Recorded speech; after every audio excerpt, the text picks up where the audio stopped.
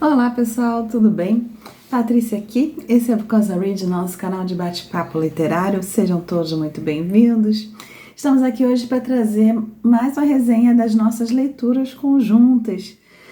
Para quem está chegando aqui agora, o Because I Read faz leitura conjunta praticamente todo mês do ano. A gente dá um intervalo aí final do ano, início do ano para férias, festividades de final de ano. Mas ao decurso dos anos a gente está lendo, já tem acho que 3 anos que a gente faz leitura conjunta todo mês.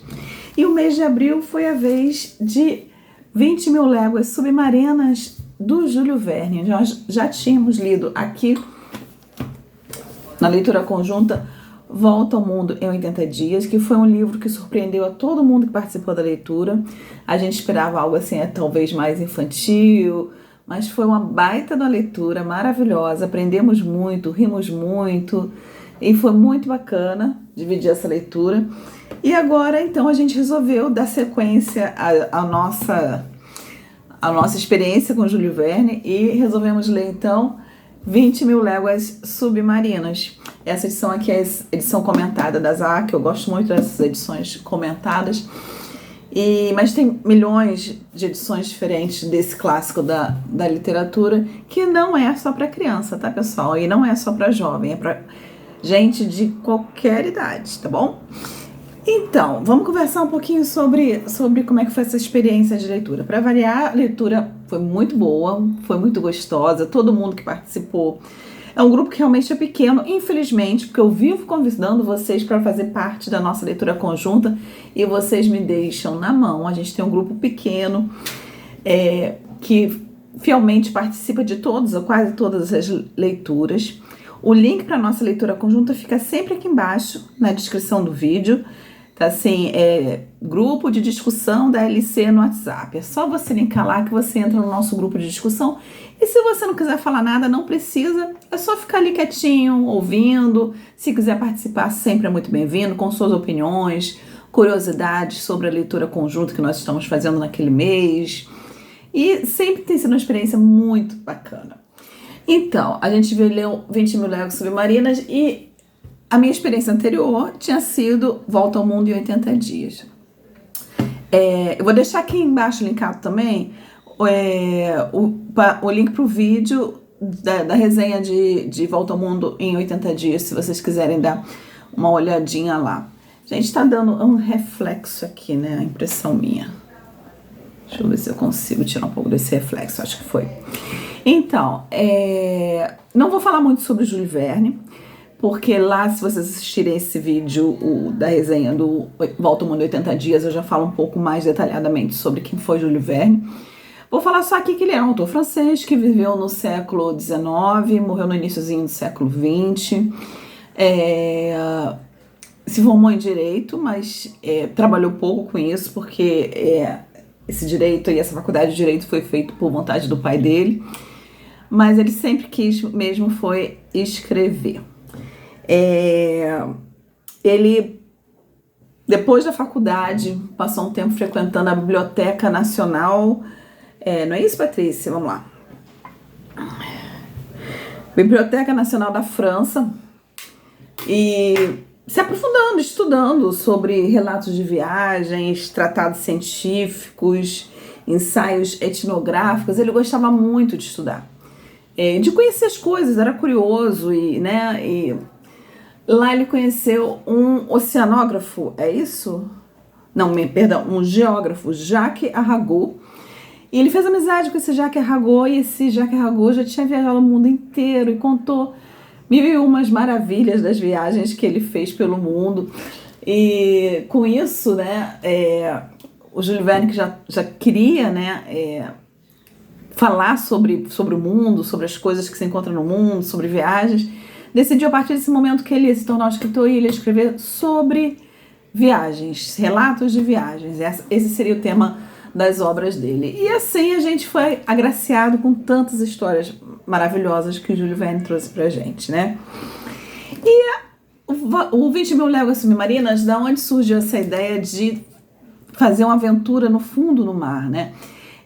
Algumas pessoas acham, a gente lê isso na introdução aqui dessa edição da Zahar, que ele foi inspirado, ele ele mandou alguma obra, algum texto dele para amiga dele chamada George Sand, né, uma outra escritora famosa. E a George Sand, quando leu o texto dele, mandou uma carta respondendo: li, gostei muito, maravilhoso, e estou aguardando você escrever sobre viagens submarinas. Eu quero ler muito alguma coisa que você escreva sobre viagens submarinas, né? E talvez isso tenha servido, se não foi a primeira inspiração, serviu para motivar o Júlio Verne, né, a trazer para gente esse clássico da literatura. O 20 Mil Léguas Submarinas foi publicado primeiro assim, no primeiro momento, né, em 1869, numa revista para a qual o Júlio Verne escrevia, um periódico, né? Ele escrevia sempre aquela revista, ele tinha uma seção daquela revista. Então ele foi publicado em episódios, 2 episódios por vez, entre 1869 e 1870. Mas já em 1869, a primeira edição do livro já foi publicada, a primeira parte. O livro foi dividido em 2 partes, a primeira parte foi publicada em 1869 e a outra parte em 1870, né? E com isso, o Verne se torna um dos pais, um dos criadores do que na época se chamava romance científico, que nada mais é hoje do que a nossa ficção científica, né? E ele foi muito bem sucedido com essa linha de escrita que ele escolheu, esse gênero que ele escolheu, né? Do que fala o livro, Patrícia? Então, todo mundo já ouviu falar um pouquinho, já viu um filme, ou já ouviu um desenho, né? Qualquer coisa falando sobre 20 Mil Léguas Submarinas, mas exatamente como é que se desenvolve essa história, né? A gente conhece essa história com um professor francês que trabalha no museu, no Museu Natural de História da França, chamado Pierre Aronnax. Pierre Aronnax. E o professor Aronnax, ele é um ictiólogo, né? Eu também não sabia o que era isso, para quem, assim como eu, não tinha a menor ideia do que é ictiologia. É o estudo dos peixes, né? De tudo que vive no fundo do mar, do seu ambiente, né? De todo o meio ambiente que envolve, né? Esse mundo submarino e os animais que vivem lá dentro. Tanto animais como a flora também submarina, relevo, tudo que tem lá debaixo do mar, né? Então, isso é ictiologia.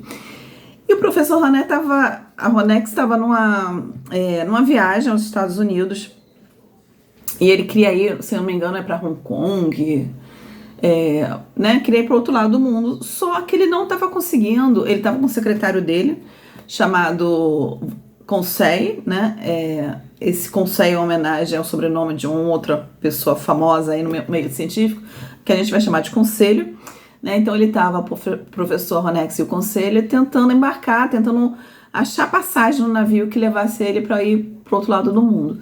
Só que todas as viagens estavam suspensas porque esse mundo marítimo estava meio em pânico, porque alguma coisa que eles não sabiam o que era, e eles achavam que era um monstro, né? Começaram a criar essa hipótese, essa teoria de ser um monstro submarino, estava atacando os navios e naufragando os navios. Então, os marinheiros, os capitães, as empresas marítimas estavam com medo de botar o navio no meio do mar e perder os seus homens, a sua carga e, né, os seus navios, é claro, né?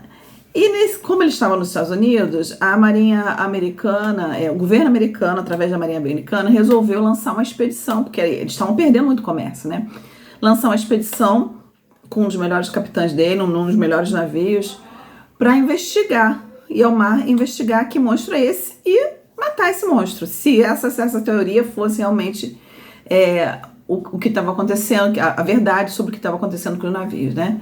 E convidaram o professor Roné, porque essa expedição, né, essa empreitada deles aí marítima, ia passar por Hong Kong, e aí convidaram ele: olha, professor, a gente vai estar fazendo essa expedição, o senhor conhece muito sobre o meio submarino, sobre, né, o ambiente oceânico, a gente queria convidar o senhor para ajudar a gente a, né, caçar esse monstro, e em troca a gente deixa o senhor lá em Hong Kong, onde o senhor quer chegar, o senhor aceita?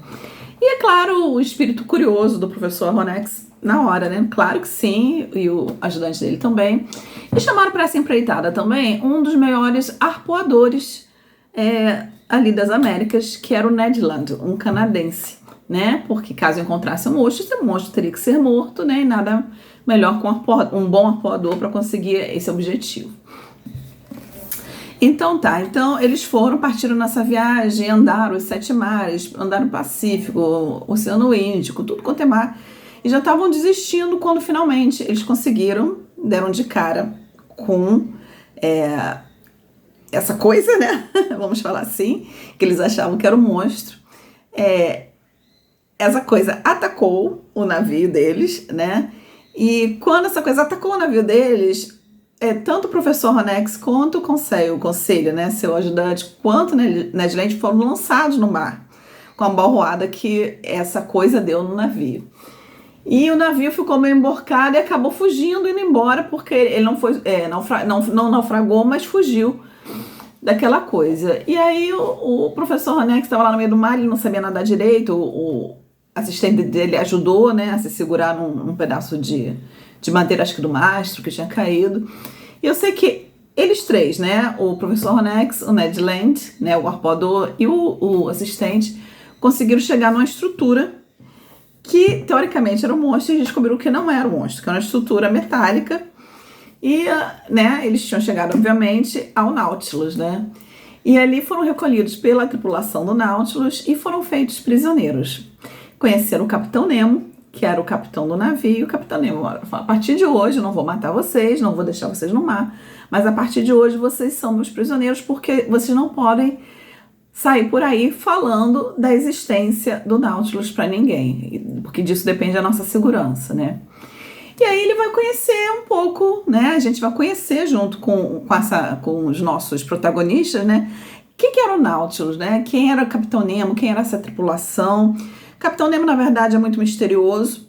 Aqui na introdução do livro, se fala que o Júlio Verne queria dar um determinado background, né, uma determinada história pro Capitão Nemo, como motivação para ele ter fabricado, né, o Nautilus e estar viajando nele, né, vivendo dentro dele. Mas que o editor, que era amigo dele, né, do Júlio Verne, falou que não era bom que aquela história que ele imaginou fosse né, trazida para o livro, porque ia dar problemas para eles, problemas com outros países, vamos dizer assim. Né? E eles queriam vender, mais que nada, eles queriam vender a história. Então, eles não queriam criar atrito com nenhum outro país, com leitores de outros países, né? Vamos dizer assim. E então ele desistiu dessa história. Então vocês vão ver depois aqui, para quem lê, como é que eles fazem, né, ou não, como é que eles explicam aqui essa história do Nemo, as motivações do Nemo para, né, criar o Nautilus e viver dentro dele. E então aí eles têm o Nemo, tem a tripulação dele também, são todos muito leais, muito devotados ao Capitão Nemo. A gente vê isso desde o primeiro momento que a gente encontra com eles. Né? E eles têm até um idioma específico, eles falam um idioma próprio que ninguém entende. E o professor Ronex, ele fala vários idiomas, mas não é nenhum idioma que ele conhece, então eles nunca entendem o que a tripulação está conversando. Que mais? Então eles podem circular pelo submarino, eles podem passear, e quando o Capitão Nemo descobre que é o professor Ronex que está ali a bordo, e ele tem um livro do professor Ronex a bordo ali do Nautilus, que ele preza muito, ele tem muito respeito pelo professor, né? Então, por isso também que ele não faz nada de mal com eles, né? Então, eles são muito bem tratados ali, né? E eles vão descobrir ali que o submarino é a 7ª maravilha, a 8ª maravilha do mundo, né? Que o submarino é algo extremamente forte, robusto, tecnológico, né? E aí, a gente vê aqui também que o Júlio Verne esteve pesquisando aí no tempo dele sobre essas novas embarcações né, marítimas aí, e ele já tinha visto um protótipo na Marinha Americana de alguma coisa que parecia um submarino, ele viu outro protótipo parecido em outro lugar, e daí ele foi tirando inspiração para criar o Nautilus, né? Então o Nautilus é uma maravilha, é uma embarcação robusta que não é atingida por praticamente nada, é uma grande arma, né? no sentido bélico, né? Produz a própria energia com matéria-prima tirada do fundo do mar. A comida que eles comem ali também é toda tirada do mar, todos os tipos, tanto assim, animais, né, como vegetais, são todos tirados ali do fundo do mar. Ele tem um cozinheiro maravilhoso que faz maravilhas, sobremesas, refeições, e assim. E o lugar é maravilhoso, né? Ele tem uma biblioteca com não sei quantos mil livros, ele tem um museu com obras-primas, esculturas, quadros. Ele tem espécimes, né, de animais de todas as partes do planeta, né? Então, assim, o professor Aronnex, no primeiro momento, ele não está nem triste de estar ali dentro. Ele está maravilhado, o assistente dele também. Quem está muito pé da vida de estar ali é o Ned Land, que é aquele homem, assim, que é um marinheiro, né, gente? Que é aquele cara do mundo, aquele cara que é livre, aquele cara que quer caçar, o homem, né, másculo, assim, que quer caçar baleia, que quer caçar monstro, que quer liberdade, né? Então ele é que quer fugir dali, né? Ele quer a todo custo fugir dali. Mas nos primeiros meses que eles passam ali dentro, o professor Aronnex está maravilhado, né? Sendo muito bem tratado, tendo conversas muito inteligentes com o Nemo, porque o Nemo é um super-homem, vamos dizer assim, né? Ele é engenheiro, ele é cientista, ele é um homem de classe, bem educado, com conhecimento geral, assim, maravilhoso, fala não sei quantos idiomas, e um descobridor mesmo, né? Ele criou muitas coisas.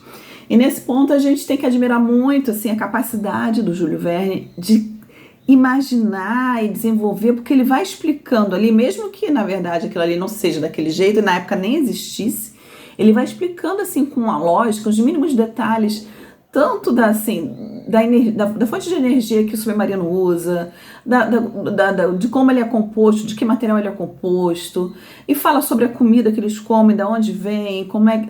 Gente, é assim, o Júlio Verne a gente tem que tirar o chapéu, porque esse tempo que ele passou na biblioteca, estudando, pesquisando, assim, o cara é um visionário, né? É um visionário, e muitas das coisas que você vê dentro do submarino, que eles conversam ali, o Aronnex com o Nemo, você vê que depois foram invenções que vieram realmente a se tornar realidade, né?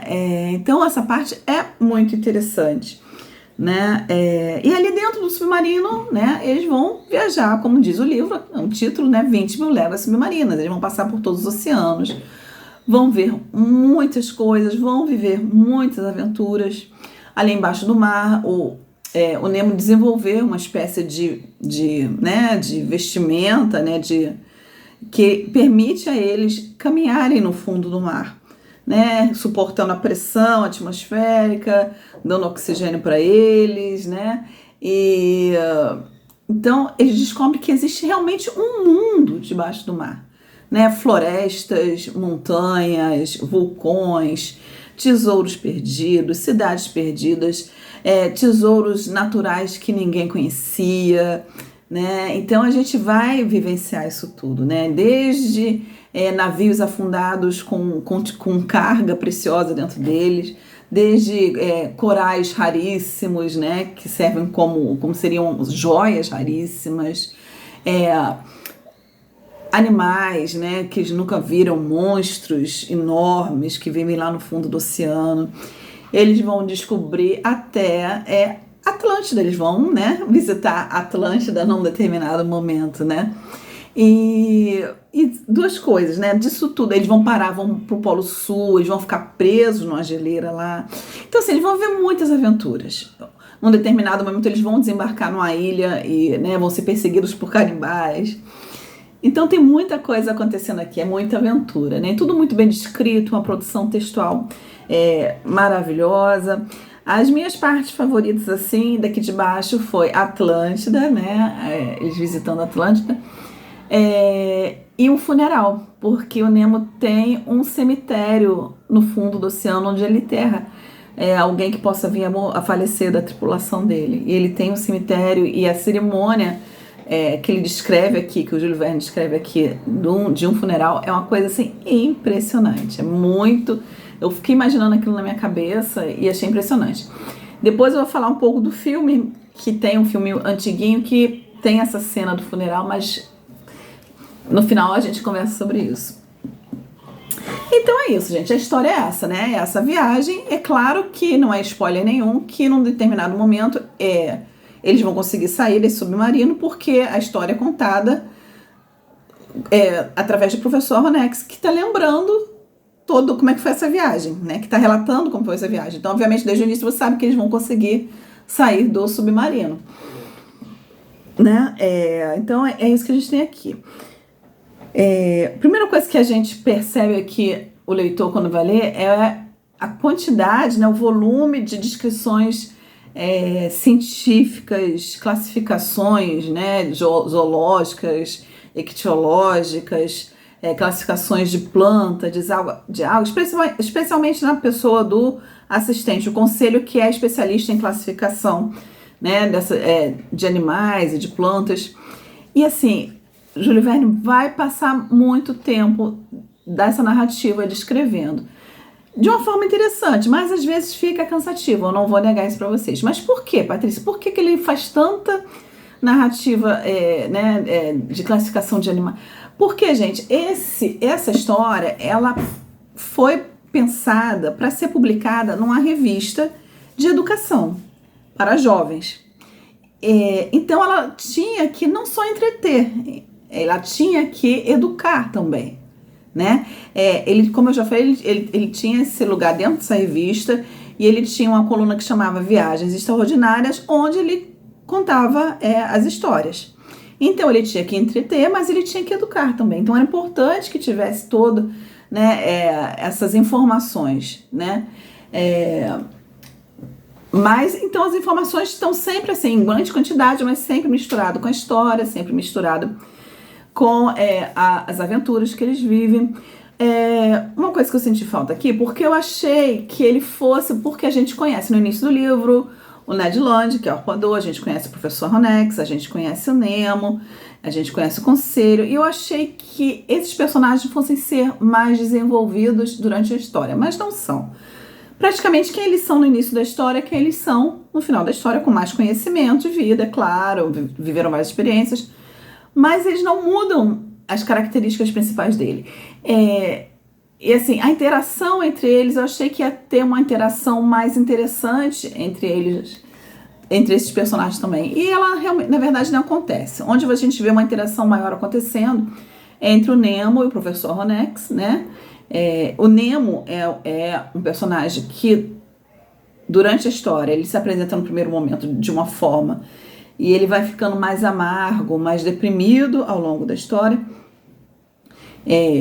Porque, obviamente, você vai entendendo ao longo da história que ele perdeu tudo, ele perdeu a família, ele perdeu tudo que ele prezava, ele fala isso ao longo da história. E por isso que ele resolveu criar esse mundo, entre aspas, ideal, esse mundo submarino ideal, onde ele podia viver, sem ter que interagir com a humanidade, porque para ele estava totalmente desacreditado da humanidade. Por isso que ele atacava os navios, né, que a gente vê no início da história que naufragaram. Então, assim, o Nemo é um personagem que vai, né, desenvolver ao longo da história. Mas os outros personagens não, é praticamente uma linha linear em relação à construção de personagem. Então, eu senti um pouco falta dessa interação também. Que mais?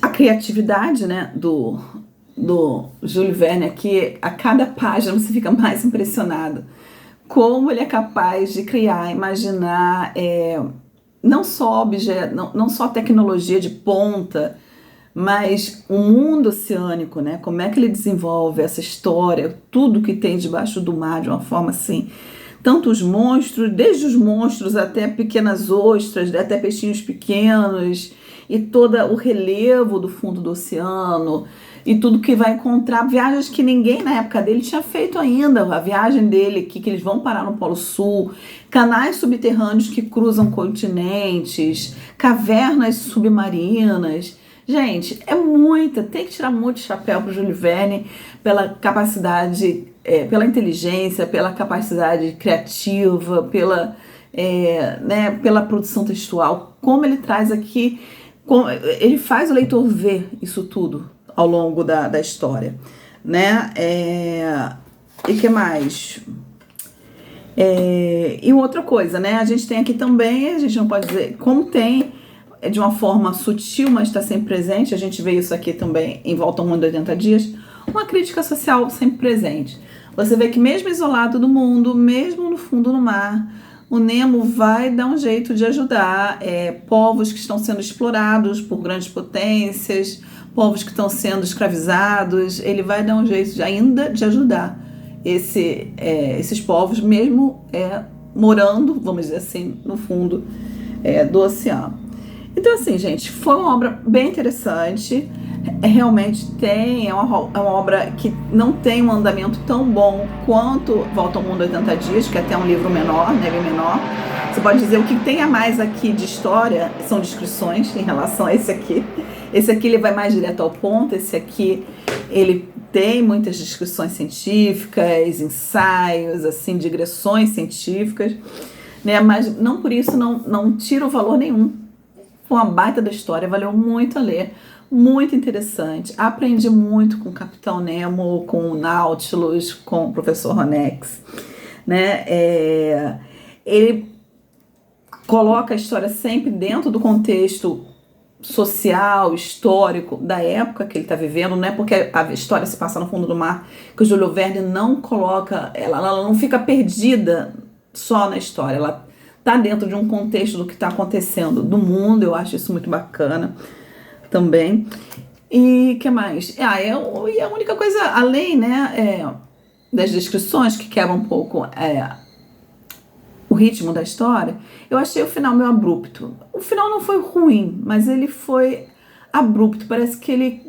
Eu não sei se ele ficou com preguiça de escrever, eu não sei se aí a imaginação dele faltou para desenvolver mais esse final, mas eu achei abrupto. Uma coisa que a gente vê clara na parte final do livro, que Júlio Verne, se vocês verem a resenha lá de Volta ao Mundo 80 Dias, vocês vão ver que lá eu comento que ele era ídolo, né, e amigo do Alexandre Dumas, do Victor Hugo, ele também tinha como ídolo o Edgar Allan Poe, e ele quis homenagear aqui mais na parte final do livro esses autores. Então você vai ver situações aqui acontecendo que remetem a situações que aparecem aqui nos Trabalhadores do Mar. A gente também tem resenha para ele aqui, eu vou deixar linkada aqui embaixo a resenha dos Trabalhadores do Mar.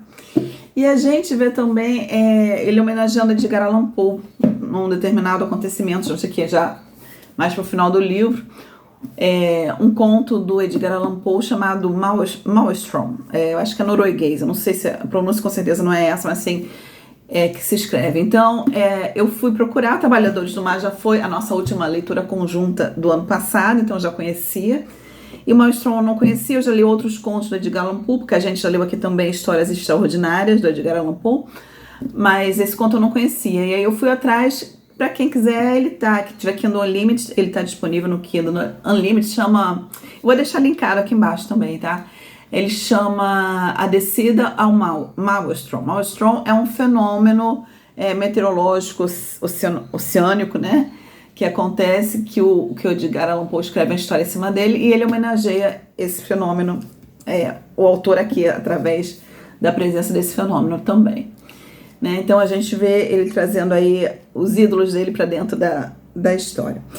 Sobre o filme, gente, que eu ia falar, o único filme, assim, acho que tem alguns filmes, né? Sempre parece referência, tem outros filmes, mas um que o pessoal que estava fazendo a leitura conjunta assistiu, indicou, e eu acabei assistindo também, foi o 20 Mil Léguas Submarinas de 1954. Tá no Disney, para quem assina a Disney, tá disponível lá no Disney Plus, e com Kirk Douglas fazendo o papel do Ned Land. Claro, gente, houve muitas modificações, ele não escreveu isso, ele não, né, colocou no filme isso tudo que está acontecendo aqui, algumas coisas, assim, ele modificou, mas é interessante, é muito interessante assistir, até porque eu fui mais assistir porque eu queria ver a cena do funeral, e ele faz ali, né, a cena do funeral, né, no fundo do mar, e é engraçadinho. Quando tiver de bobeira, põe lá no Disney Plus à tarde, hoje domingão, pega lá, assiste o Kirk Douglas aí como Ned Land e o Nemo. Filme bem produzidinho para a época.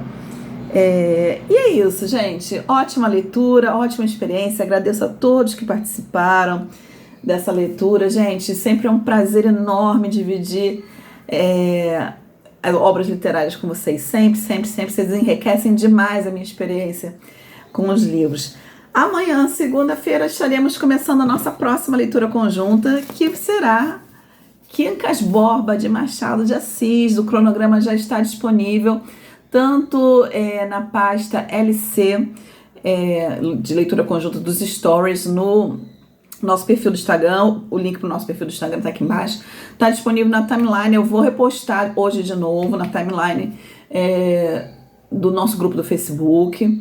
O link para o grupo de discussão também está aqui disponível. Gente, Machado de Assis é meu crush, eu amo. Eu já sei que eu vou gostar do livro antes mesmo de ler. Eu nunca li Quincas Borba. Eu li Memórias Póstumas de Brás Cubas, onde Quincas Borba tá presente, mas eu nunca li Quincas Borba. Então, estou muito ansiosa por essa leitura. Vem participar com a gente, vem, vai ser divertido, vai ser bacana, vai ser enriquecedor. Tenho certeza que vocês não vão se arrepender, tá bom? É isso, pessoal. Ótimo estar aqui com vocês.